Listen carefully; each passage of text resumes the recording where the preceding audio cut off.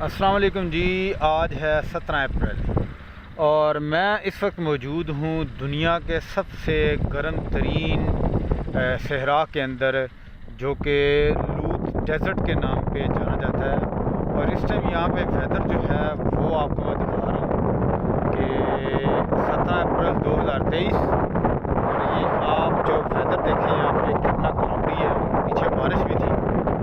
और कल यहाँ पे जो है ना वो 41 सेंटीग्रेड था। और अभी यहाँ पे ये सूरत हाल है कि मैं यहाँ रुका हूँ। ये एक छोटी सी जो है ना वो मस्जिद है यहाँ पे, और ये ज़ाहदान जो है वो 125 किलोमीटर दूर है।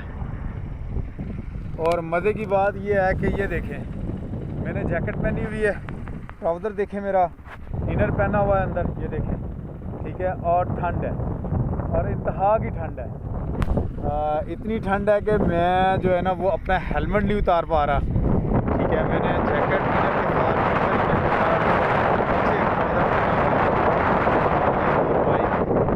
आप देख रहे हैं, खड़ी की है।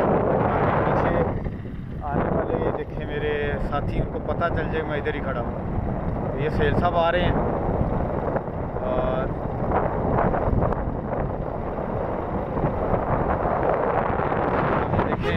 ये भी बारिश की वजह से इन्होंने पहना हुआ है। ये देखें, वाइल्डनेस चेक करें जी। ये जी कुवेरे लूत या लूत डेजर्ट, ये वो है जी। और ये दुनिया का गर्म तरीन जो है ना वो इलाका